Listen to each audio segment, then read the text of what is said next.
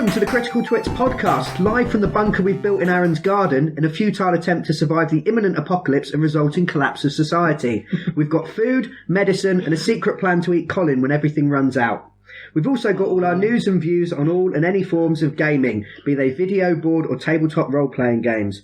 What else are you going to do when the world ends? I'm Brian Ennis. I'm Aaron Ravinsky. And I'm Colin Howard. And the reason we're huddled around the warmth of Aaron's laptop, eating what we found in next door's bin, in that we may have overdosed on the apocalypse slightly. The apocalypse is everywhere. Post-apocalyptic gaming, post-apocalyptic TV shows, post-apocalyptic everything is currently the rage.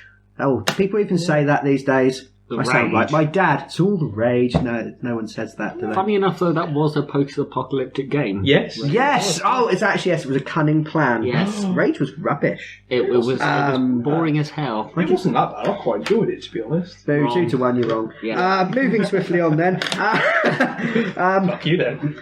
What? I swear to the podcast. As we're huddled here, in the cold and dark, what kind of apocalypse are you hoping for that you think you'd have the best chance of surviving?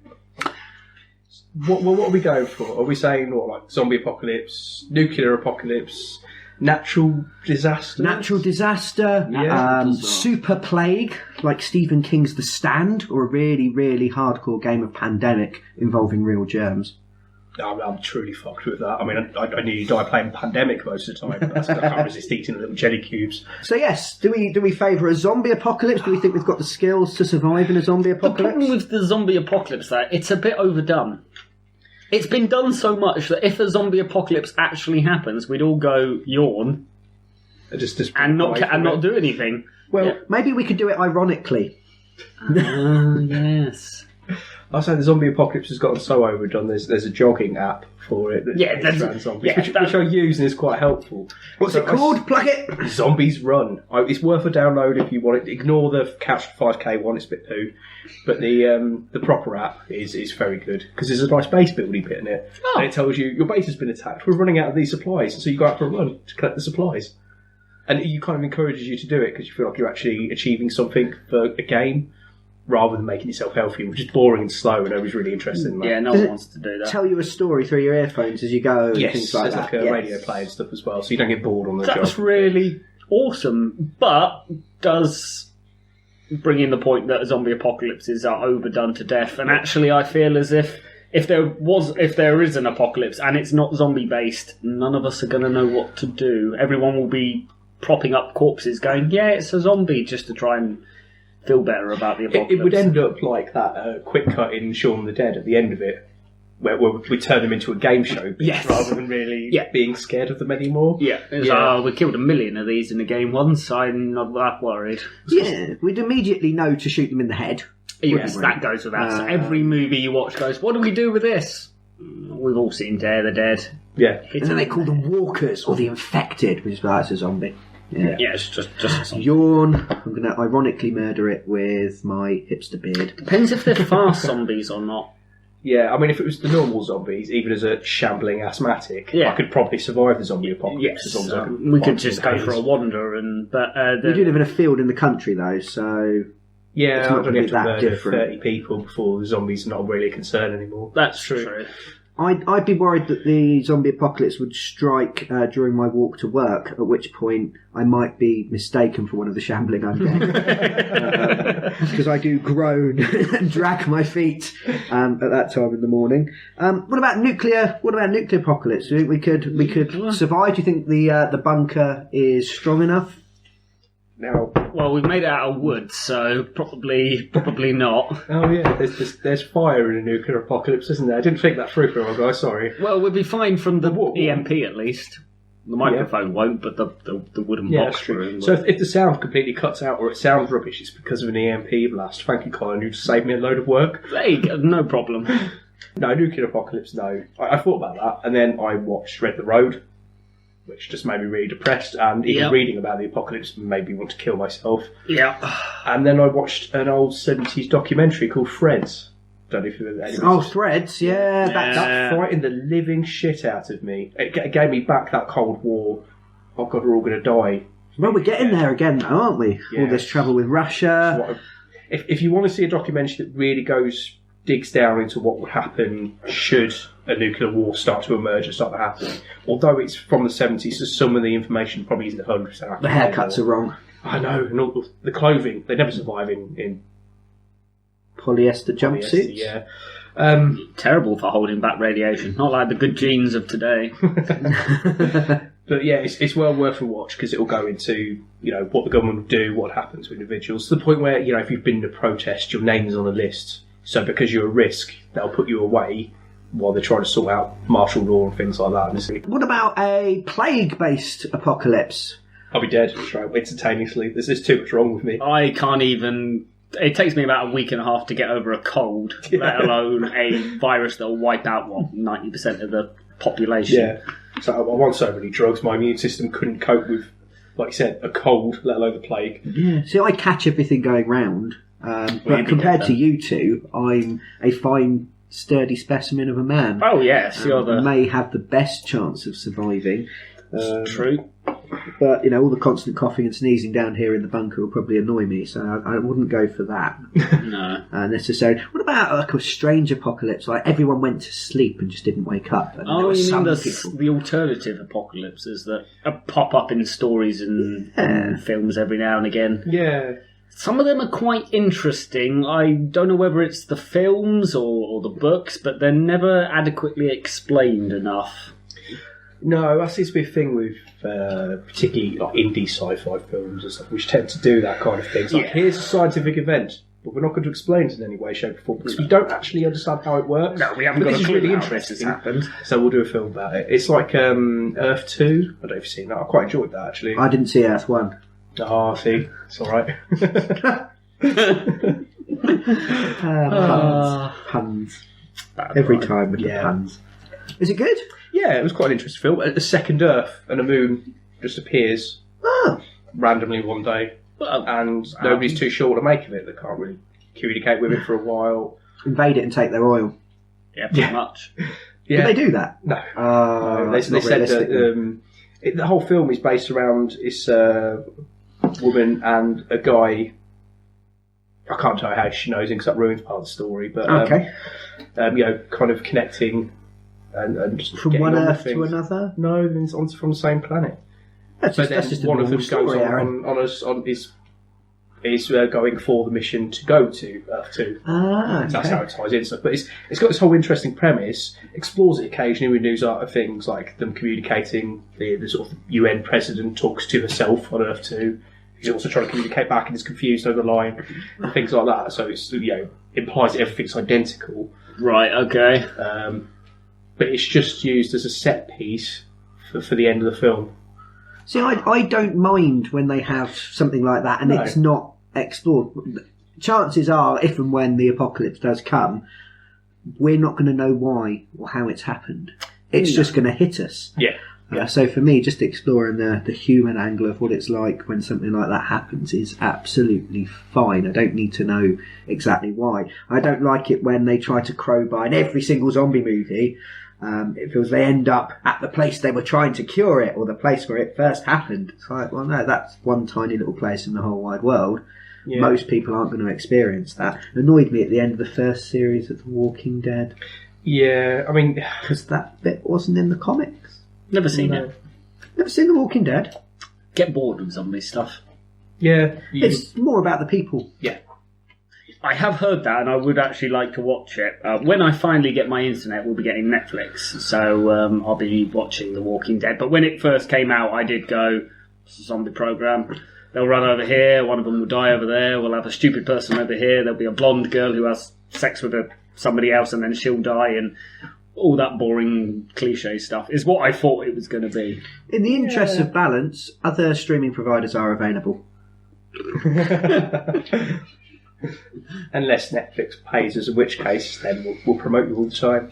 No.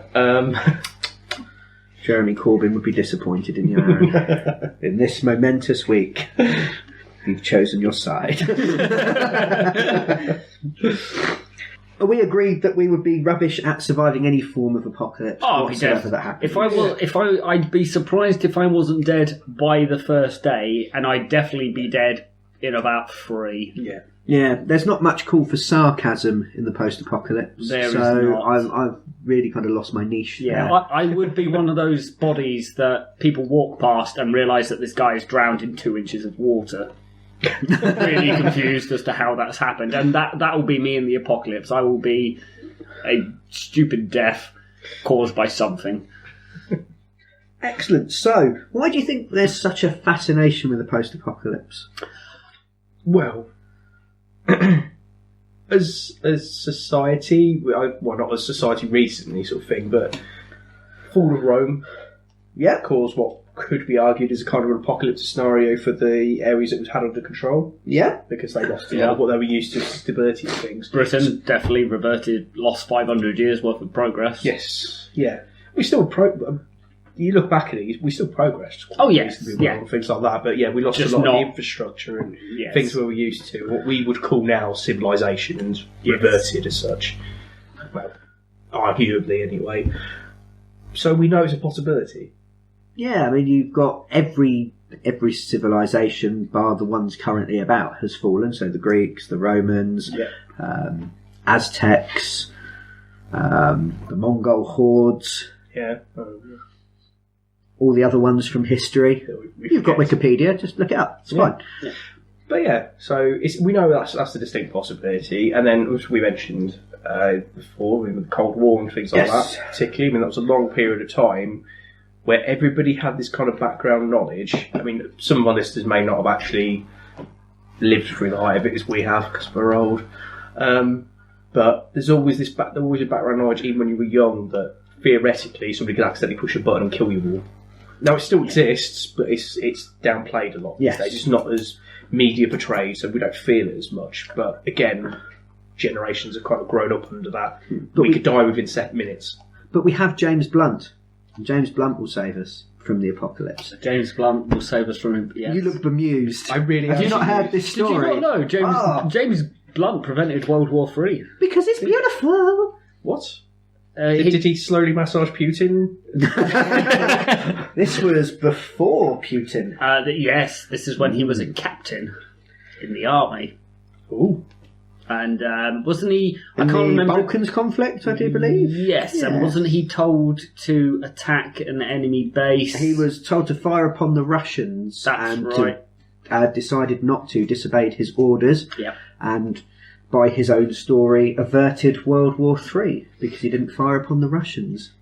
To be fair to him, it could have escalated quite quickly. It's The world, the kind of thing we all had our fingers on the trigger buttons Yeah. at that point. Everyone was waiting. Well, considering that, I think it was in Finland, satellite was launched from there. They told the Russian embassy as well, the American embassy, that's what they were doing.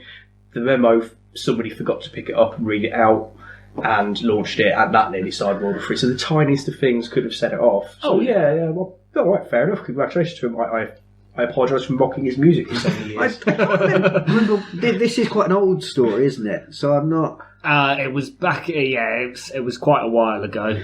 But I'm very glad that you've remembered it as well, and it's not just me.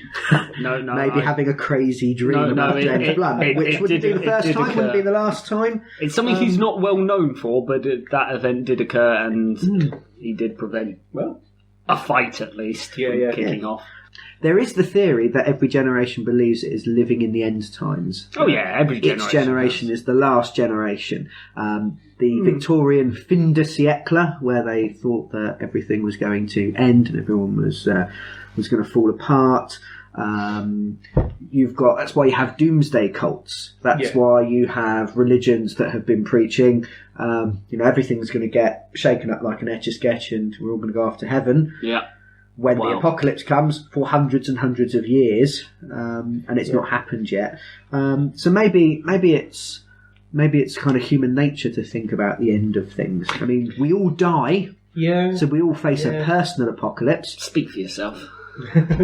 Cheerful podcast. Yeah, the jokes will come. Well, so that silence was part slightly ominous. of me is wondering if we actually want an apocalypse. Because human beings, we're natural-born survivors. Okay, Yes, we're all a bit shit nowadays, but we were at one stage in our evolution natural-born survivors. Yeah. And we have lost a lot of that. I mean, we're sitting here in our wooden bunker with our heating and cans of food. And yeah, if a wild animal came up to us, the only thing we could do is chase after it and hope it tires before we do, which isn't going to happen. Yes. But I think it's the struggle to survive is what people like. Do you think they want to experience that appeals? People Yes. put themselves in that position. So post-apocalyptic gaming then Yeah. must be of a special interest, because you actually do you're not just watching a TV show, watching a film where it's happening. You are Yes. pitting your wits against the game or the other players, but also through the flavour, the post-apocalypse itself. Yeah. Yeah, well, the ones that have computer video games out of post-apocalyptic games tend to have sold better, or at least have gone down better as have involved that survival element as a bigger thing. DayZ, Fallouts, or along those kind of lines. So those kind of games kind of sell a bit better than the other ones. Not 100% of the time, but as far as post-apocalyptic games. We mentioned Rage. Yes. Rage could have taken place anywhere. You could have replaced the enemies with little monsters. Yeah. And given you magical weapons and had Quake. You could have made them into demons and you'd have Doom. It was just a setting. It was just a background. There's no feeling of actually having to survive. Yeah, very true. Yeah. Or you've just been resurrected out of the ground, and none of the things you knew are here anymore. Okay, here's a go and get on with it. Yeah, fair enough. Yeah, it's got that flavour. My problem with it was, haha, you've awoken from this bunker. Hang on, I just played Fallout. Did I put the wrong disc in? Aha, you must help these people in the waste. No, I'm sure I put the wrong disc in here. I've definitely put the wrong disc in somewhere. Yeah, and it did, again, feel a bit like Borderlands, which had just come out a bit before that as well. Yeah. It did feel derivative. Yes. But then those things were derivative of what Rage was the team that did Rage originally did, which was like Quake and Doom. And yeah, I mean, there's always a chain of influence. Yeah. I suppose we're looking for... You'd expect the people that came up with Doom and Quake to make a jump. You expect them to be industry leaders. You expect them to be doing something new and interesting with what they do, not just rehashing all their games in a post-apocalyptic skin. Well, but looked lovely. Yes. Oh, it looks stunning. Yeah. But it was came just on a skin. for something that came on 3 CDs. It Yeah. should have looked lovely. But why jump off something you've got a history of and it's easy and you can just redo? Let's look at Duke Nukem and playing World of Warcraft for 10 years, was it? Yeah. Well, that's the story, isn't it? That instead of actually making Duke Nukem, they just sat and played World of Warcraft as research for 10 years. Yeah. Until the money ran out. Don't know how true that is. It's merely what we've been told. Allegedly. Well, my problem with it straight away was the box art, which said, from the creators of Doom and Quake, 2 games that are so old now you could probably run them off a typewriter. And they're using that as a reference for the games they did. It's like, that's really cool and well done for making those games, but that was over 20 years ago. Yeah. You haven't... Doom was. What have you done since? Apart from Quake 2, which was shit. Doom 3? Yeah. Doom 3, which was not bad, but not great. Yeah, it was, again, the same thing they'd already done, some shiny... Yeah. It was a massive corridor with a series of invisible doors that opened up behind you, depositing enemies backwards. If you play through Doom 3 running backwards the entire time, it's really, really easy, but it does lose some of the tension. There you go, that's a post-apocalyptic game not to learn from. Yes. The apocalypse No. running behind. Well, that's like a miniature that's- apocalypse, isn't it? That's how to survive the apocalypse. Run around backwards. backwards, Yeah, yes. there you go. Your first top tip for the evening. To survive in the apocalypse, always run backwards. Yes. Excellent. Oh, did you know? Oh. You know the boy in Fallout? Because I wanted to very briefly talk about Fallout, because Fallout 4 is coming, which is imminent. Which boy? The Pit Boy. Oh, the Pit Boy. You know where he's got his thumb out? Yes. And it looks like he's like being, hey, like the Fonzie. Yes. The Fonzie or the Fonz. I'm sure. You know where he's got his thumb out, like the Fonz? Do you know what he's actually doing? Trying to get a lift. No? Do you know why he's got his thumb out? Because he's trying to target somebody off in the distance? Sort of. If you look at his face, half his face is in shadow. The thing was, Americans were taught, if there was a mushroom cloud in the distance, if you held your thumb out at your thumb's length and looked at it through one eye, if your thumb covered the explosion, you would survive. Otherwise, you were too close and you'd probably die either immediately or from the fallout. So what he's actually doing, although he looks really cheerful and happy, is he's actually trying to find out if he's going to survive or not, which I thought was brilliant when I found that out. I thought it was absolutely wonderful. My thumb is God. Now, it does sound as ridiculous as... I mean, Fred's, again, go back to the reference ourselves again. Fred's did the whole painting everything white thing, which always sounded ridiculous to me. It's like, don't worry, I'll explain. Okay. It painted all the... one of the recommendations in the survival for a nuclear apocalypse thing was paint your room white as quickly as possible. If you have loads of warning, obviously, you can turn a paint line around. Because it reflects the radiation? Well, that was the feeling part. We never really explained it, feeling wise, but Fred's mentioned it as a kind of...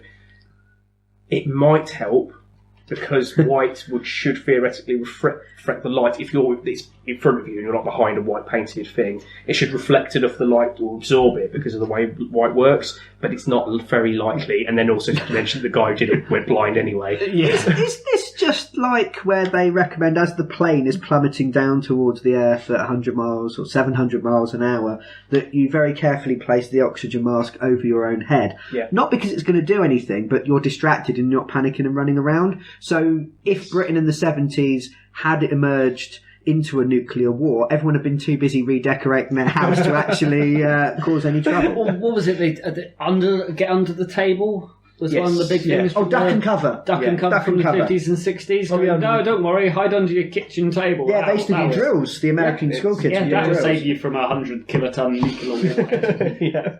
Yes. But it'd probably leave your dental records intact so they can identify who you were. Had your actual dental records survived in the dentist's, locked in a very sturdy that's metal fine, cabinet. because the dentist's walls are all painted white, so that bit would be alright. And that's why they've got white coats. Yes, yeah, they're fine. They've got no issues. So yes, do we have time to discuss a little bit of Fallout? Yeah, of course we do. Yeah, excellent. Because I'm a huge fan of Fallout. Oh, yes. I remember I first played Fallout 2 when it came out. Then I went back and played Fallout 1 when Fallout 2 was very new, so I'd have been a youngish teenager. Was then very excited for Fallout 3. Played quite a lot of New Vegas, but didn't quite get along with it. What are your guys' experiences of the game? Well, with Fallout, I only joined in at 3. One of those Johnny come latelys. I'm afraid so. Well, nothing you say is a consequence to us. No, that's true. It never has been. But I didn't have a PC when I was younger, and the ones we did have was, if anyone remembers this, an Acorn. Ooh, yeah, I'll give you all a moment to remember those machines. So I had no chance of running Fallout on my PC. No text processors struggled on Acorn. Yeah. I'm still waiting for them to turn into Oaks, which would be mighty supercomputers capable of running all games all at once. Yes, it will. Unfortunately, did you bury yours in soil? Yes. That's all right then, it'll grow eventually. Yes. Take about 3 centuries, but it'll be fine. However, I do recall when buying Fallout 3, I got very excited by what I saw, and we went out and bought it during the midnight release. We did. I think that's not the last midnight release I attended. No. We went to a Call of Duty one, and I didn't actually buy the game because they annoyed me. I wasn't there for that one. Were you not there? I heard of that one. One of our other friends told me how you'd gone there for the midnight release for it. Midnight release apocalypse story coming? Well, no. What happened was I went to my semi-local game store, who sell games. In capitals. Just think how rubbish that is. Ooh, we've paid our marketing department £1 million to brand our company. Call it Game. So, yeah, went out to Game, queued up for Call of Duty Modern Warfare 2? No, Call of Duty 4 Modern Warfare 2, was it called? Or was it Call of Duty Modern Warfare 2? Call of Duty Calls Warfare Modern Fighter Advanced Warfare Ops the 7th. I would say I'm trying to look for the box to see what the title is, but I think I threw mine out the window out of disgust and disappointment. Yes. I think it was Modern Warfare 2.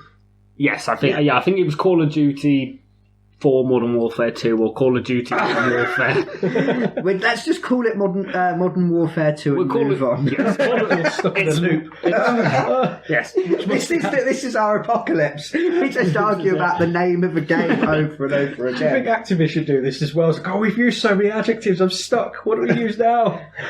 It will eventually. 100 years in the future is going to be so confusing when they go, I played Call of Duty 79, Modern Warfare 62 / Sci-Fi 7. On my Prehistoric bum rush. on my Nintendo X Station 7. Yes. That's already a better name than the Wii. And the Wii U. That sounds like it smells. Bless. Yes.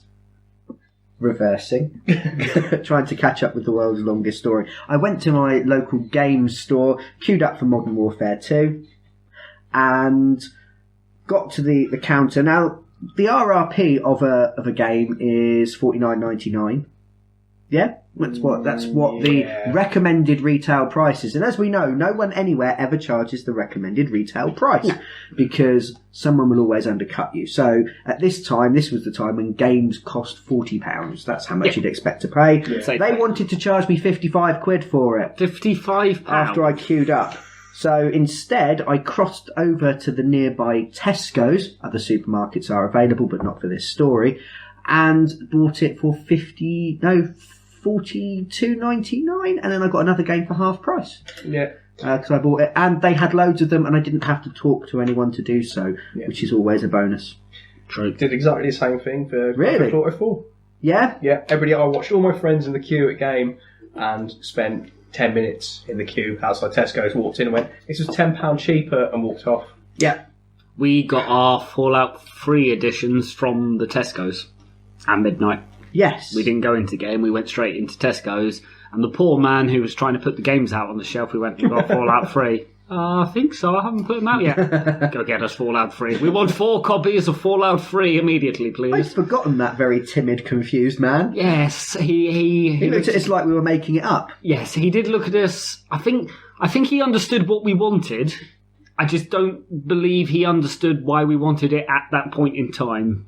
Why is this thing so popular? I don't understand. If he didn't know that that's when it came out, then essentially 3 people had walked in at midnight and just demanded a random product. An expensive product. Oh, but a random product. $44.99 I think that costs. Yes. And I loved Fallout 3. I'm very much looking forward to Fallout 4. Mm-hmm. I wasn't quite so keen on New Vegas. Anything that you've seen that you're looking forward to in Fallout 4? Yes and no at the same time. Ooh. There you go. I quite like the look of the base building. Yes. And being able to gather scrap material to build a base. You can then employ guards to watch over it and add different sections. It's all modular made, so you could sit there and make a giant castle if you feel like it.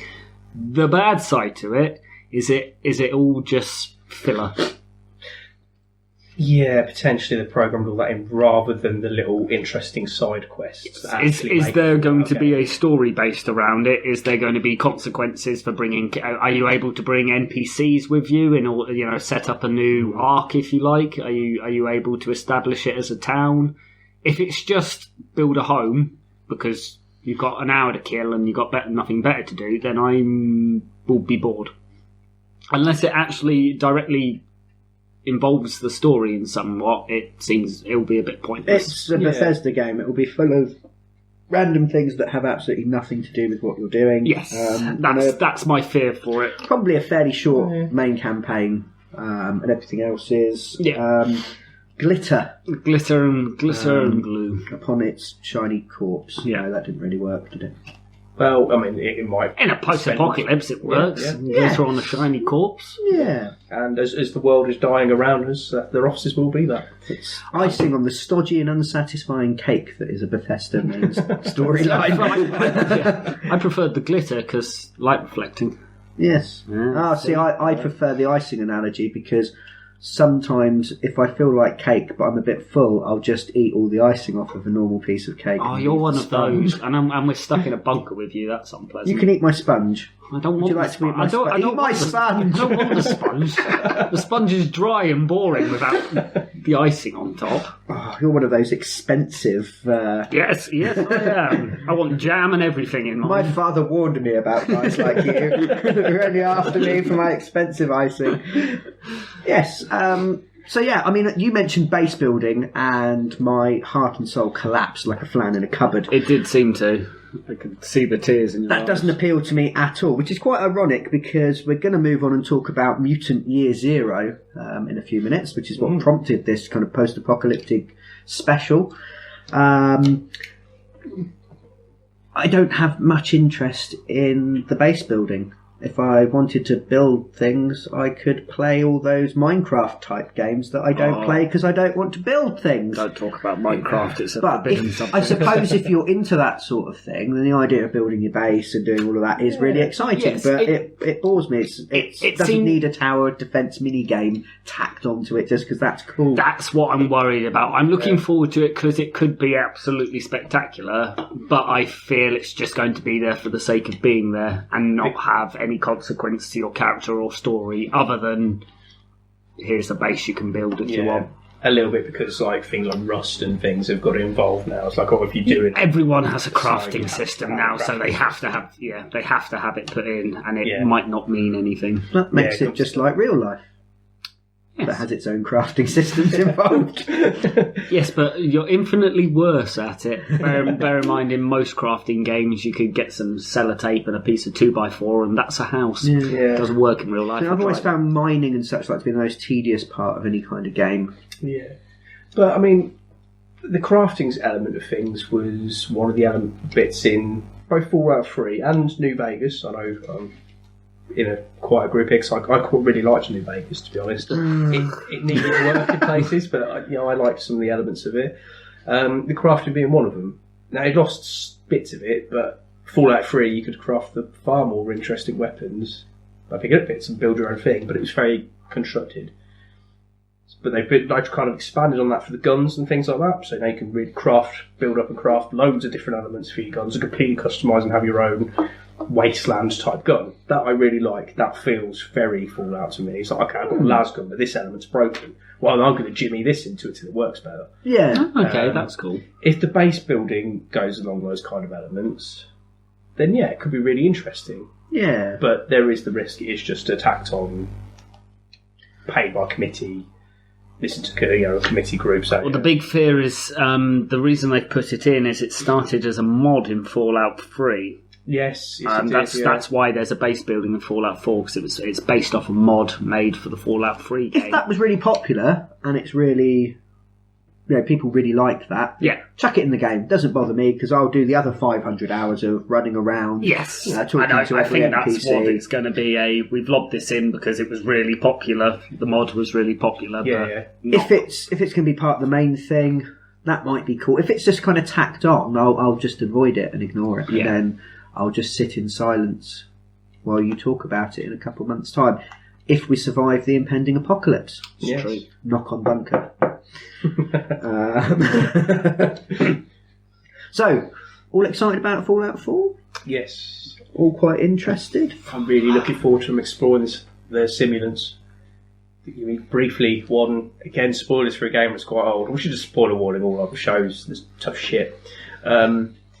In the ship, there's the Rivet guy, City? Yes, Rivet City. The guy who City's is amazing.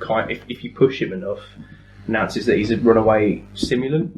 I've just realised that we have accidentally been influenced by Fallout in our game of Mutant because Rivet all the City. mutants live on a boat. Yeah.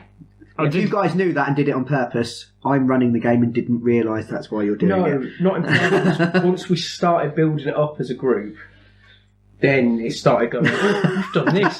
Did no is one awesome. notice when I made the joke going, how big's the boat? Is it an aircraft carrier? Yeah. No, that went straight over my head. Oh, okay. Well, that was what I was making the joke for when I went, is it an aircraft carrier for Have We Got Rivet City? Wow, excellent. Sorry, what were we saying? The guy in Rivet City who's a runaway stimulant. Yeah. A stimulant. Stimulant. That's very different. Stimulant, That's yes. someone's. You try a piece of coke. That's one way of getting a lady to use you. I'm a stimulant. Put me inside of you. Some kind of robotic masseuse who just runs around. Just going to stimulate your feet for a bit. There we go. Cheers, robot buddy. Have some nuclear energy. Because everything runs on nuclear power. It does. Because it's retro-futuristic. I quite like the idea of... Because the retro-futuristic, going back to what the 50s thought the future would be like, is starting to get a little bit old. I've probably spent 500 hours of my life playing Fallout games. Yeah, which is a long I can actually tell term. you I'm exactly at 290 hours for Fallout. Well, roughly 290 hours. So yeah, it's... And you never played I one never and played two? the others, no. No. It's not that it's being overdone. In my opinion, it's not been done to enough of an extent. Where?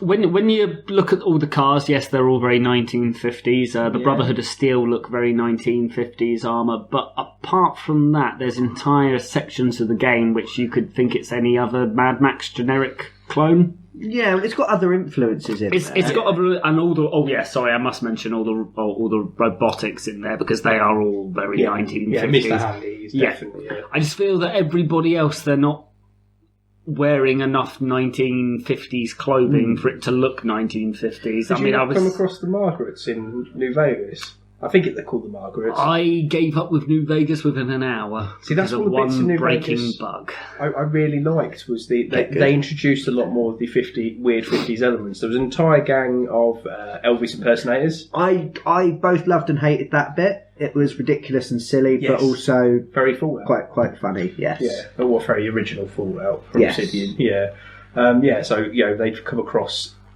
Elvis Presley impersonation school and gone, well, you wouldn't impersonate somebody who isn't some form of God. He's the king. Just do it. He's the king. He's the king. He's the most important person. Which makes sense in Apocalypse because that's entirely what's going to happen. And they're all dressed up in 1950s garb and talk like Elvis Presley. There's a troop of 3 women you can randomly come across called them. I think they're called the Margarets. I could be wrong. This is like Irate Irene, Mad Margaret, and somebody else, and they're all like elderly 1950s housewives who beat you to death with rolling pins. Wow, that's actually quite cool. Yeah. I didn't come across that. I was too busy endlessly slogging from one New California Republic camp to another.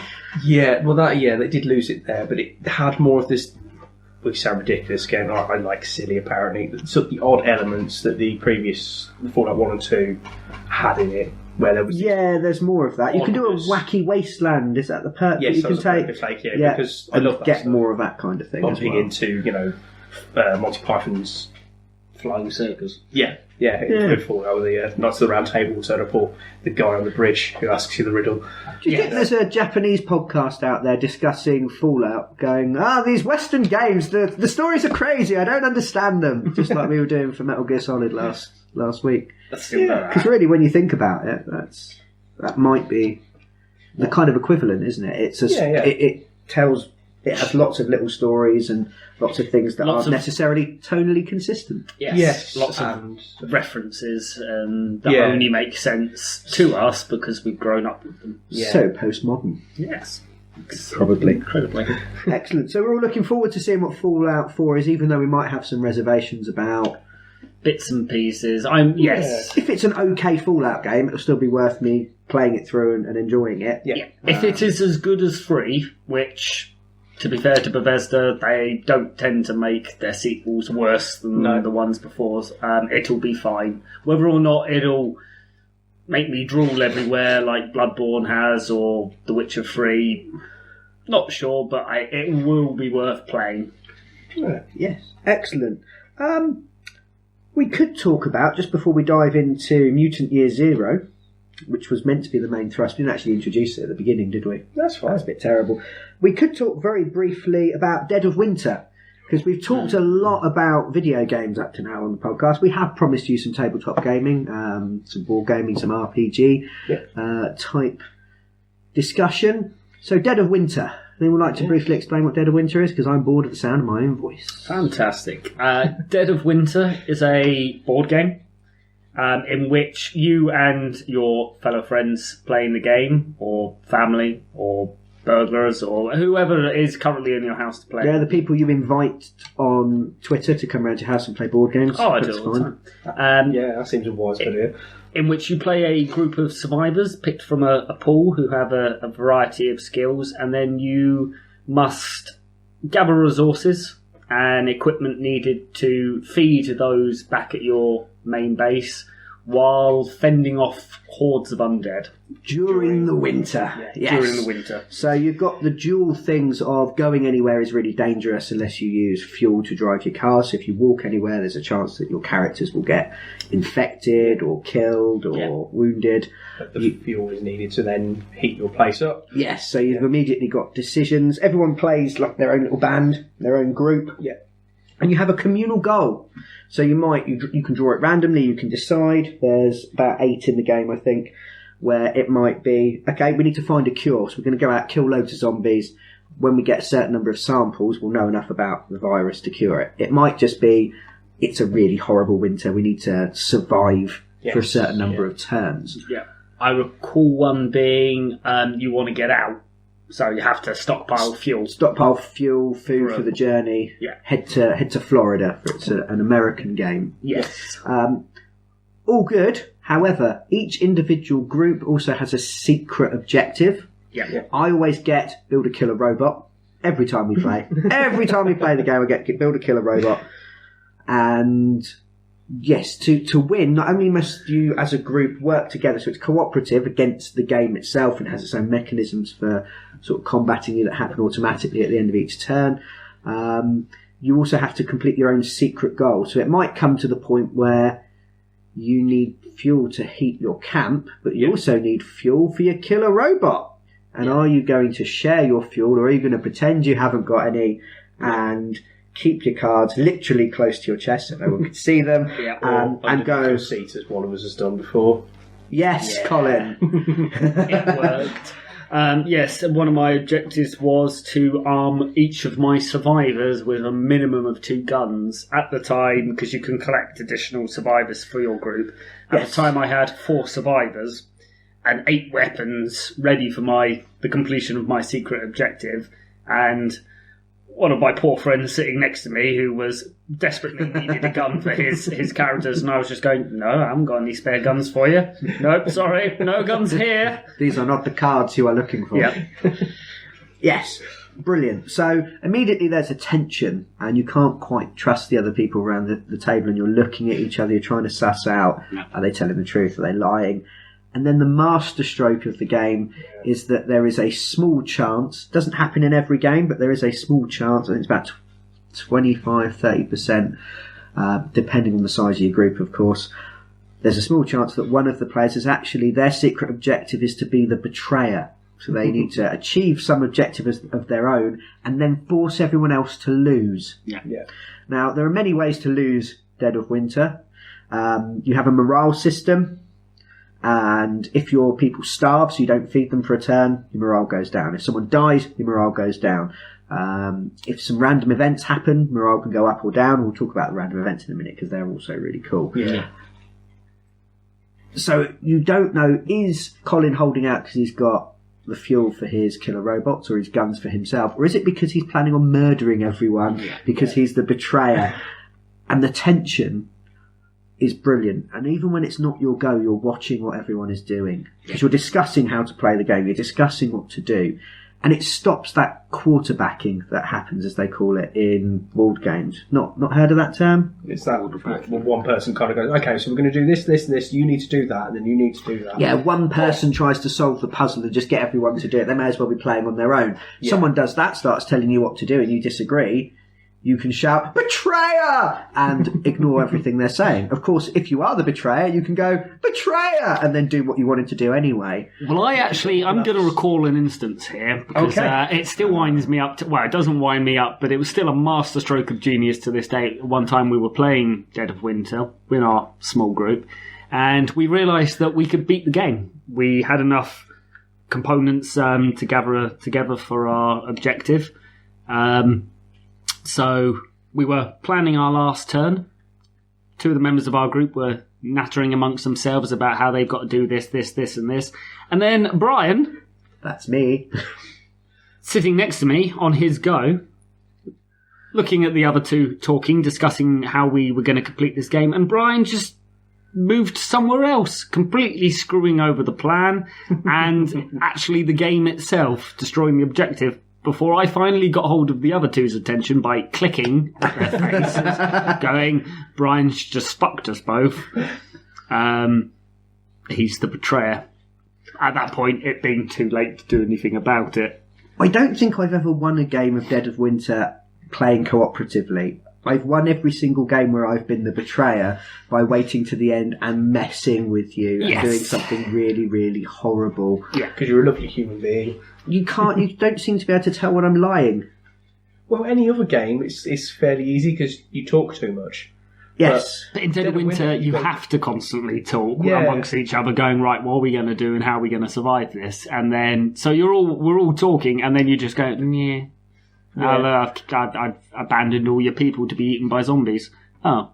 Yeah. Cheers, Brian. I think I lost 2 people in that turn.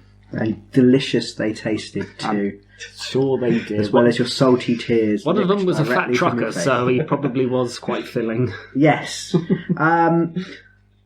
So immediately, we could tell story after story about Dead of Winter. It has such a great feel to it. The idea that it's not necessarily the zombies are dangerous, but it's the other players you've got to watch out for. It's the other human beings, which seems to be a big theme with post-apocalyptic settings and fiction, zombie stories. Walking Dead, you can go episodes without really seeing a zombie because it's actually about the people and the interactions and that. Who do you trust? Who do you not?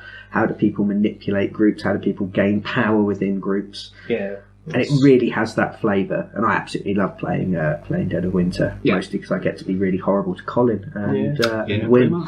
But that's where the event cards really come in, especially with that as well. So as well as the people you've got around you who you instantaneously suspect, you will come across other survivors in the other areas occasionally. Yeah. And the events that happen with that survivor are not exactly randomised, but there's this kind of, it could be an either-or scenario. Yeah. Are you going to help the small defenceless children hiding in the school classroom?